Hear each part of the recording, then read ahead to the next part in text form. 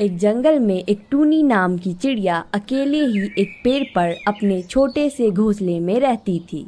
टूनी चिड़िया के पति का हाल ही में एक पेड़ पर से गिरने से दुर्घटना में मौत हो गया था।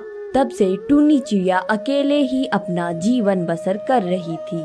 टूनी चिड़िया ने अपने घोंसले में 5 अंडे दे रखी थी। उसका घोंसला इतना छोटा था कि उसके 5 अंडे रखने के बाद घोंसले में एक चींटी के बैठने की भी जगह नहीं थी। इसलिए चिड़िया हर समय घोंसले के बाहर की डाली पर बैठा करती थी, यहाँ तक कि उसी डाली पर सोया भी करती थी। एक दिन की बात है, टूनी चिड़िया अपने घोंसले के बाहर बैठे अपने अंडों पर नजर रख रही थी। तभी अचानक जंगल के सभी पक्षी भाग दौड़ करने लगे। ये देखकर टूनी चिड़िया पिंकी मौसी को आवाज लगाती है।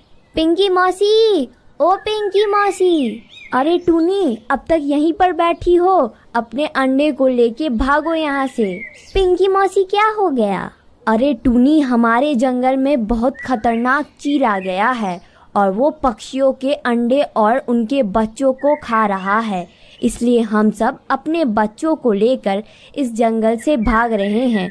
तुम भी अपने अंडों को लेकर यहाँ से भाग जाओ, नहीं तो वह दुष्ट चील तुम्हारे बच्चे को खा जाएंगे। इतना कहकर पिंकी मौसी अपनी बेटी को लेकर वहाँ से उड़ जाती है। ये बात सुनकर टूनी चिड़िया काफी डर जाती है।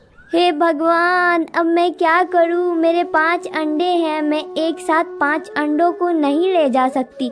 हे भगवान, अब मैं क्या करूं? टूनी चिड़िया बहुत परेशान हो जाती है। उसे कुछ भी समझ में नहीं आ रहा था कि कैसे अपने अंडों को उस चील से बचाए।